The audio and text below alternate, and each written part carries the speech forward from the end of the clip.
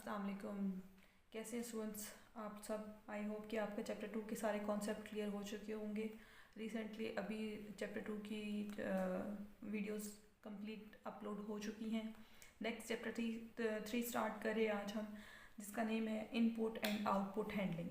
ठीक है, input and output handling बहुत इंपॉर्टेंट चैप्टर है, क्योंकि इस चैप्टर के बाद नेक्स्ट चैप्टर 4 और चैप्टर 5 कम्प्लीटली इन दो चैप्टर्स पे बेस कर रहा है, चैप्टर 2 और चैप्टर 3 पे। चैप्टर 3 में हम लोगों ने कुछ इनपुट और आउटपुट फंक्शंस के बारे में पढ़ना है। हमने कुछ अरिथमेटिक ऑपरेटर्स के बारे में, कुछ लॉजिकल ऑपरेटर्स के बारे में। ये सारे ऑपरेटर्स, इनपुट आउटपुट फंक्शंस, ये ईच एंड एवरीथिंग आपकी यूज़ होने वाली है प्रोग्रामिंग में। और प्रोग्रामिंग के बेसिक कॉन्सेप्ट्स हैं ये, जो हम आज इस चैप्टर में डिस्कस करने वाले हैं। आपके इनपुट और आउटपुट फंक्शंस क्या काम करते हैं। क्लास 2, 3, 4 से हम लोगों को इनपुट और आउटपुट की डेफिनेशन दे दी जाती है। Input the data which we given to computer. Input वो डाटा जो हम कंप्यूटर को देते हैं उसको इनपुट कहते हैं। सेम ये डेफिनेशन रिपीट होती रहती है टिल आपके कंप्यूटर जहाँ जहाँ तक, जिस लेवल तक आप पढ़ रहे हैं, इनपुट की डेफिनेशन बिल्कुल चेंज नहीं होती। सिमिलरली आउटपुट वो चीज़ जो आपको डिस्प्ले करके आपका रिजल्ट स्क्रीन पे दे, या जो चीज़ आपको आउटपुट की फॉर्म में जो कंप्यूटर आपको रिटर्न बैक करता है, उस चीज़ को आपको कहते हैं आउटपुट। अब हम क्योंकि इस इनपुट और आउटपुट के फंक्शन को सी में डिस्कस करने वाले हैं, सी प्रोग्रामिंग की लैंग्वेजेस में डिस्कस करने वाले हैं, तो वहाँ पे इनपुट आउटपुट फंक्शन क्या करते हैं, ये कम्युनिकेट करते हैं between computer program and computer user. ठीक है, कंप्यूटर के प्रोग्राम और कंप्यूटर यूज़र के दरमियान में इनपुट और आउटपुट फंक्शन कम्युनिकेट का काम करते हैं। कम्युनिकेटर, एज एन कम्युनिकेटर है। अब इनपुट और आउटपुट, इस चैप्टर की जो डिस्कशन हम जिस टॉपिक से स्टार्ट कर रहे हैं, उसमें सबसे पहला फंक्शन आउटपुट फंक्शन है। चैप्टर 2 में मैंने आपको एक प्रोग्राम की एग्जांपल दी थी, उसमें आउटपुट और इनपुट फंक्शंस के लिए कुछ स्टेटमेंट दी थी। एक स्टेटमेंट का नाम है यहाँ पे जो आउटपुट फंक्शन है, जिसका नाम है प्रिंट एफ। ठीक है, किसी भी प्रोग्राम में जब भी कहीं प्रिंट एफ की स्टेटमेंट यूज हुई है, इट्स मीन उस स्टेटमेंट के अंदर लिखी गई कोई भी स्टेटमेंट होगी, कोई भी अल्फ़ाबेट होगा, वो सारा आपका आउटपुट में प्रिंट होकर आएगा। एग्जीक्यूशन के टाइम पे वो आएगा, क्योंकि इस स्टेटमेंट का नाम ही आउटपुट स्टेटमेंट है। तो याद रखिएगा, जब आप कहीं भी आपको प्रोग्राम दिया हुआ हो और कहा जाए कि इसकी आउटपुट निकाल के दें या इसकी आउटपुट लिख के दें, तो आपने सिंपली ये काम करना है कि पूरे प्रोग्राम में देखना है कहाँ पे आपकी प्रिंट एफ स्टेटमेंट यूज़ हुई हुई है। जहाँ पे आपकी प्रिंट एफ स्टेटमेंट यूज़ हुई है, आप उस स्टेटमेंट के अंदर लिखे गए, यानी कि इन दो ब्रैकेट्स के अंदर जो चीज़ भी लिखी हुई है, आप वो चीज़ सेम उठा के आउटपुट में लिख देंगे। वही चीज़ आपकी आउटपुट होती है जो एग्जीक्यूशन के टाइम पे कंपाइलर आपको देता है। ठीक है, तो प्रिंट एफ का काम होता है आउटपुट प्रोवाइड करना प्रोग्राम की। इसका सिंटैक्स पढ़ लेते हैं। प्रिंट एफ किन चीज़ों पे बेस करती है। इसके अंदर दो मोस्ट इंपॉर्टेंट चीज़ें हैं। एक है आपकी कंट्रोल स्ट्रिंग, एक होती है कंट्रोल स्ट्रिंग, और एक होता है आपकी लिस्ट ऑफ आर्गुमेंट्स। इन दो चीज़ों से मिलके आपका आउटपुट स्टेटमेंट, आउटपुट फंक्शन बना होता है। ये पूरा आपका आउटपुट फंक्शन है, जिसमें मेन चीज़ है आपकी कंट्रोल स्ट्रिंग और list of arguments. Control string क्या चीज़ होती है।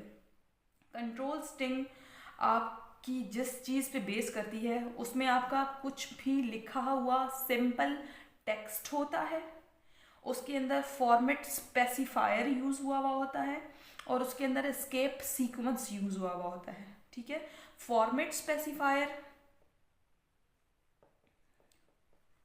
ये अभी मैं आपको बताऊंगी फॉर्मेट स्पेसिफायर क्या है और आपका एस्केप सीक्वेंस क्या है। ठीक है, इसमें और आपका टेक्स्ट ऐड होता है। ये तीन चीज़ें आपकी कंट्रोल स्ट्रिंग में ऐड हुई होती हैं। कंट्रोल स्ट्रिंग इन तीन चीज़ों को कंटेन करता है। नेक्स्ट, लिस्ट ऑफ आर्गुमेंट, इसमें आपके वेरिएबल्स होते हैं, कांस्टेंट वैल्यूज होती है, लाइक A, B, C, जो आप यूज़र को फंक्शन, जब आपकी बॉडी की डिक्लेरेशन स्टार्ट होती है, तो डिक्लेरेशन के टाइम पे जो आप आर्गुमेंट्स देते हैं, जो आप वेरिएबल्स पास करते हैं, वो वेरिएबल्स भी आपके प्रिंट एफ की स्टेटमेंट में लिखे जाते हैं। अब यहाँ पे प्रिंट एफ की स्टेटमेंट में एग्जांपल दी हुई है, लाइक ये प्रिंट एफ एक आउटपुट फंक्शन यूज़ किया है। इसके बाद ये जो लाइन है, ये चीज़ क्या होती है। कहीं पे भी प्रोग्राम में जब ये चीज़ यूज़ हुई है, इट्स मीन ये आपका एस्केप सीक्वेंस है। ये क्या है, एस्केप सीक्वेंस। अच्छा, एक और मोस्ट इंपॉर्टेंट बात कि कंट्रोल स्ट्रिंग को हमेशा आप डबल कोट्स के साथ लिखते हैं। ये पूरी कंट्रोल स्ट्रिंग है। ठीक है, ये पूरी कंट्रोल स्ट्रिंग है और इसको आप हमेशा डबल कोट्स के अंदर लिखते हैं। पहली चीज आपकी ये चीज, इसको बोलते हैं आप स्केप सीक्वेंस। स्केप सीक्वेंस का मतलब होता है कि ये आउटपुट नेक्स्ट लाइन पे प्रिंट करवाएगा। इसका मतलब है नेक्स्ट लाइन पे। अगर ये यूज नहीं हुआ हुआ, इट्स मीन अगर कहीं पहले प्रिंट एफ की स्टेटमेंट हुई है तो पहला आउटपुट, और उसके बाद उसके आगे ही नेक्स्ट आउटपुट। अगर प्रिंट एफ की स्टेटमेंट दो यूज हुई हुई है किसी प्रोग्राम में तो इट्स मीन, और अगर वहाँ पे स्केप सीक्वेंस नहीं इस्तेमाल हुआ हुआ, इट्स मीन आउटपुट उस पूरे प्रोग्राम की एक ही लाइन पे दोनों आ जाएंगी। लेकिन अगर दोनों प्रिंट एफ की स्टेटमेंट से पहले स्केप सीक्वेंस इस्तेमाल हुआ हुआ, इट्स मीन पहले ऊपर एक आउटपुट आ जाएगी और सेकंड दूसरी। इसका मीन ये है स्केप सीक्वेंस का कि आउटपुट को नेक्स्ट लाइन पे लिखवाया जाए। इसके बाद लिखा हुआ है value of A is percentage D. ये परसेंटेज डी क्या चीज़ है? यही आपका फॉर्मेट स्पेसिफायर है। ये क्या चीज़ है? आपका फॉर्मेट स्पेसिफायर। फॉर्मेट स्पेसिफायर क्या करता है? ये पड़ा हुआ है एक वेरिएबल जिसका नाम है ए। इस वेरिएबल की वैल्यू स्टोर करना फॉर्मेट स्पेसिफायर का काम है। जब आउटपुट में या एग्जीक्यूशन के टाइम पे आपकी ये प्रिंट एफ वाली स्टेटमेंट आउटपुट प्रोवाइड करेगी तो ये फॉर्मेट स्पेसिफायर यहाँ से रिप्लेस हो जाएगा, यहाँ से हट जाएगा, और यहाँ से हट जाने के बाद यहाँ पे आपकी वैल्यू आ जाएगी आउटपुट में। लेट्स सपोज ए ने अपने पास 3 वैल्यू स्टोर की हुई थी, तो वो फॉर्मेट स्पेसिफायर वहाँ से हट जाएगा, रिप्लेस कर देगा 3 से। और ये 3 कहाँ से आया है? इस ए से।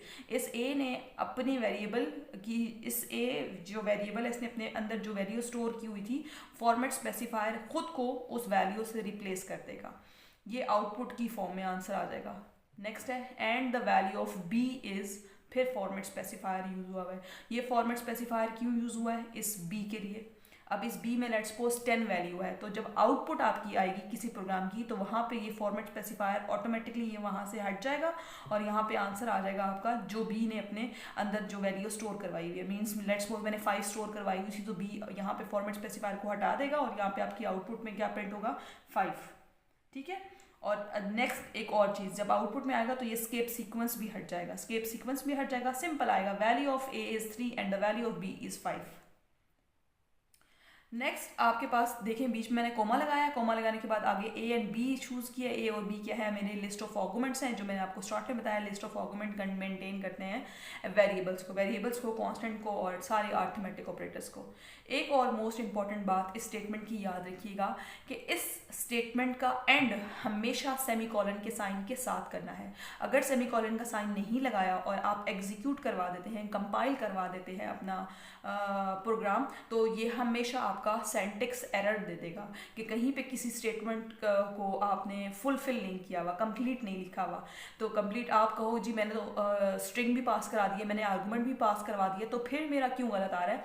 अगर आपने ये कॉलन का साइन नहीं लगाया, सेमीकोलन नहीं लगाया, तो आपका कभी भी एग्जीक्यूट होकर कंपाइल करके आउटपुट स्टेटमेंट रिजल्ट नहीं प्रोवाइड करती। ठीक है, ये है आपकी आउटपुट फंक्शन।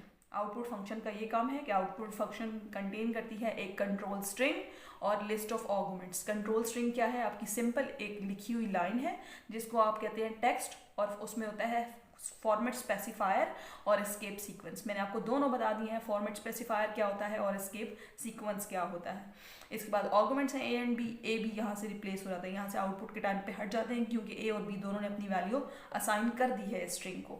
ये इस तरीके से काम करती है आउटपुट फंक्शन। नेक्स्ट अब मैं आपको आगे एक्सप्लेन करने वाली हूँ इनपुट फंक्शन। इनपुट फंक्शन किस तरीके से काम करता है जी स्टूडेंट्स? इनपुट फंक्शन के लिए जो स्टेटमेंट यूज़ की जाती है उसको बोलते हैं स्कैन एफ फंक्शन। ये स्कैन एफ फंक्शन किस तरीके से काम करता है? ये आपकी इनपुट स्टेटमेंट है, यानी कि यूज़र प्रोग्राम में जब आपको कोई प्रोग्राम लिख के दिया जाएगा तो उसमें बताया जाएगा कि आपने जी 5 वेरिएबल्स लेने हैं, 3 वेरिएबल्स लेने हैं और उनका सम प्रिंट करके दिखा देना है आपने उनका एवरेज। तो वो इनपुट के वो जो वेरिएबल्स हैं, वो जो स्टेटमेंट्स हैं, वो आपकी स्कैन एफ की इस स्टेटमेंट के अंदर, यानी कि इन ब्रैकेट्स के अंदर, इन राउंड ब्रैकेट्स के अंदर लिखवाई जाती हैं। आप स्कैन एफ का भी फॉर्मेट देख लें। स्कैन एफ का फॉर्मेट आपका कंटेन करता है एक फॉर्मेट स्पेसिफायर पे सॉरी एक नहीं, एक से ज़्यादा फॉर्मेट स्पेसिफायर भी यूज़ हो सकते हैं। It's all depends on variables. अगर आपके 3 वेरिएबल्स हैं तो 3 फॉर्मेट स्पेसिफायर यूज़ होंगे, अगर 4 वेरिएबल्स हैं तो 4 फॉर्मेट स्पेसिफायर यूज़ होंगे। क्योंकि अभी मैंने आपको प्रीवियस बताया है कि फॉर्मेट स्पेसिफायर का काम होता है अपने अंदर वेरिएबल की वैल्यू को स्टोर करना। ये वेरिएबल की वैल्यू को फॉर्मेट स्पेसिफायर स्टोर करता है। लेट्स सपोज फॉर्मेट स्पेसिफायर कौन सा यूज़ हुआ हुआ है आपका, परसेंटेज डी। 2 फॉर्मेट स्पेसिफायर है, इसका मतलब है इसने अपने अंदर 2 वेरिएबल्स की वैल्यू को स्टोर किया हुआ है। अब 2 वेरिएबल्स कौन से हैं, यहाँ पे आप एक साइन देख रहे हैं, इसका साइन का क्या मतलब है, एम्परसेंट ए एम्परसेंट बी।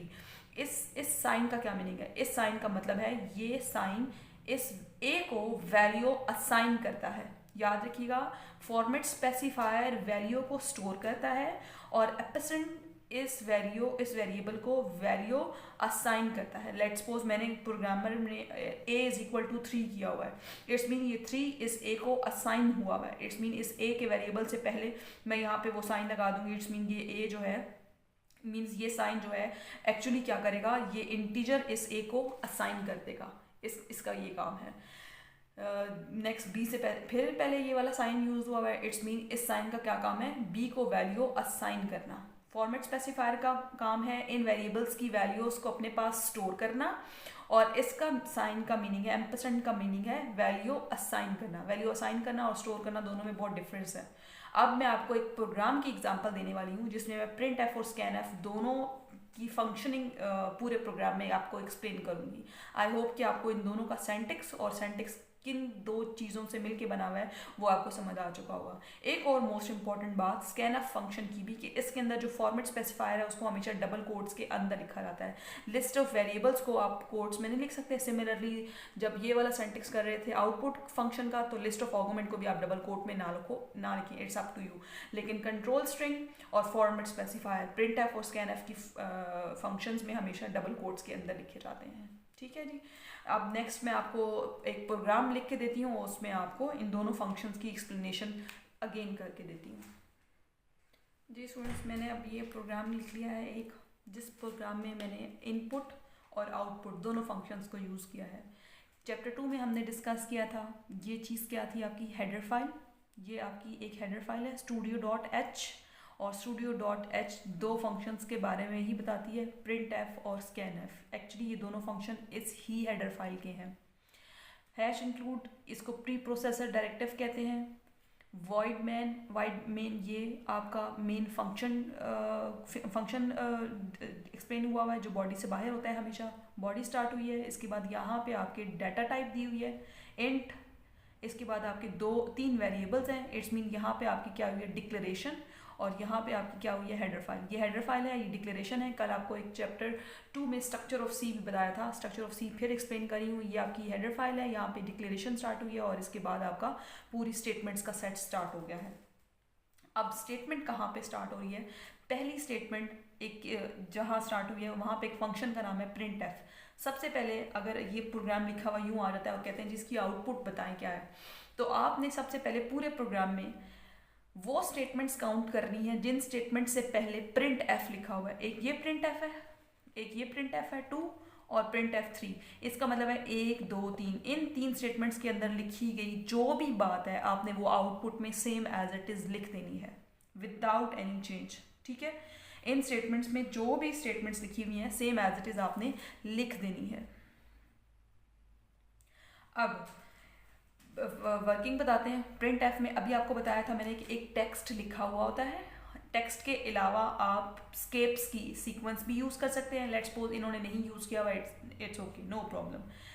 अब ये स्टेटमेंट क्या कहती है, कहती है इंटर द फर्स्ट नंबर। ठीक है, प्रिंट एफ कहती है इंटर द फर्स्ट नंबर। तो आपके प्रोग्राम की आउटपुट आपकी बुक पे भी गिवन है, enter the first number same as it is लिखा हुआ आ जाएगा आउटपुट में। स्कैन एफ क्या करता है, स्कैन एफ ने एक फॉर्मेट स्पेसिफायर बताया है। फॉर्मेट स्पेसिफायर का रूल था कि उसको हमेशा डबल कोट में लिखा जाता है, और फॉर्मेट स्पेसिफायर क्या करता है, वेरिएबल ए की वैल्यू को अपने अंदर स्टोर करता है। ए की वेरिएबल लेट्स सपोज इसकी वैल्यू दी हुई है लेट्स सपोज 5। ठीक है, 5 इसकी वैल्यू है, और ये 5 वैल्यू किसने स्टोर की हुई है, फॉर्मेट स्पेसिफायर ने। इसके से पहले एम्परसेंड ये सिंबल यूज़ किया है। इसका मीनिंग, इसका पर्पस अभी मैंने एक्सप्लेन किया था। ए को वैल्यू असाइन करना इसका काम है और फॉर्मेट स्पेसिफायर का काम है इसकी वैल्यू को स्टोर करना। फिर एक और आउटपुट फंक्शन आया है, वो आउटपुट फंक्शन कह रहा है inter second number. Second number कौन सा होगा, जो ऊपर डिक्लेरेशन के टाइम पे बताया हुआ है, बी। फिर एक फॉर्मेट स्पेसिफायर यूज हुआ है, सिंबल यूज हुआ है और साथ में बी। इसका मतलब है इस फॉर्मेट स्पेसिफायर ने बी की वैल्यू को अपने पास स्टोर करवाया हुआ है और ये वैल्यू को असाइन करेगा। अब यहाँ पे सिंपल एक फंक्शन आया c is equal to A plus B. इस मीन a और b इन दोनों की वैल्यू को फॉर्मेट स्पेसिफायर ने जो स्टोर किया हुआ था वो यहाँ पे ले आएगा और इन दोनों वैल्यूज का सम स्टोर करवा देगा c में। ठीक है, a प्लस बी। तो ये a plus B, a let's suppose 5 था और b लेट्स सपोज आपके पास 8 था। 5 और 8 दोनों वैल्यू स्टोर हो गई c के अंदर। c ने अपने पास इन दोनों का रिजल्ट स्टोर कर लिया है। अब इनका रिजल्ट स्टोर c तो कर रहा है, लेकिन एक्चुअली कौन स्टोर कर रहा है, एक फॉर्मेट स्पेसिफायर। तो यहाँ पे वो फॉर्मेट स्पेसिफायर सम इज, अब फिर जब आउटपुट में आएगा तो फॉर्मेट स्पेसिफायर अपने आप को यहाँ से रिप्लेस कर देगा और यहाँ पे रिजल्ट प्रिंट करवा देगा आउटपुट स्टेटमेंट में सम इज 13। याद रखिएगा, कभी भी फॉर्मेट स्पेसिफायर खुद आउटपुट में या एग्जीक्यूशन के टाइम पे ड्राई रन में नहीं आता, क्योंकि अभी मैंने आपसे बताया ना कि प्रिंट एफ में जो स्टेटमेंट लिखी हुई आगी आप सेम एज इट इज लिख दोगे। ठीक है, तो यहाँ पे same as it is statement क्या लिखी हुई थी, प्रोग्राम में लिखी हुई थी %d। लेकिन मैं अभी आपको बता रही हूँ कि ये फॉर्मेट स्पेसिफायर यहाँ से हट जाएगा, यहाँ से खुद को रिप्लेस कर देगा और c जो इसने वैल्यू स्टोर की है, क्योंकि आगे बताया गया वेरिएबल में कि c का रिजल्ट इस फॉर्मेट स्पेसिफायर ने स्टोर किया हुआ है। तो ये c का रिजल्ट यहाँ पे आया था 13। इसका मतलब है आउटपुट स्टेटमेंट में फॉर्मेट स्पेसिफायर यहाँ से हट जाएगा और अपने अंदर यहाँ पे वैल्यू शो करेगा सम इज 13। ये पूरी आउटपुट आपकी बुक पे गिवन है पूरे पेज पे, तो वहाँ से आप देख लीजिएगा। आई होप कि आपको प्रिंट एफ और स्कैन एफ इन दोनों फंक्शंस के बारे में सारा कॉन्सेप्ट अच्छे से क्लियर हो चुका होगा। इसके बाद एक यहीं पे इसी प्रोग्राम की एग्जांपल को लेते हुए मैं एक और नेक्स्ट डेफिनेशन क्लियर कर दूं। स्टेटमेंट टर्मिनेटर क्या होता है, जब भी किसी स्टेटमेंट का एंड करते हैं तो उस स्टेटमेंट का एंड हमेशा सेमीकोलन के साइन के साथ होता है। लेट्स सपोज 1 2 3 4 5, यहाँ पे 5 स्टेटमेंट्स हुई हुई हैं, ये 5 आपके टर्मिनेटर्स यूज हुए हैं। इन सेमीकोलन्स के साइंस को टर्मिनेटर कहते हैं। हर स्टेटमेंट का एंड जब भी किसी सेमीकोलन के साथ हुआ है that is known as statement terminator. ठीक है, नेक्स्ट स्टेटमेंट टर्मिनेटर से आगे एक और डेफिनेशन है आपकी फॉर्मेट स्पेसिफायर की। फॉर्मेट स्पेसिफायर का अब भी मैंने आपको बहुत ज़्यादा बताया है, आपकी बुक में मोर देन 3 to 4 स्पेसिफायर दिए हुए फॉर्मेट स्पेसिफायर। उनसे रिलेटेड अब मैं एग्जांपल्स आपको बताती हूँ कि उन डिफरेंट फॉर्मेट स्पेसिफायर्स के क्या काम है और वो प्रोग्राम में किस तरीके से काम करते हैं।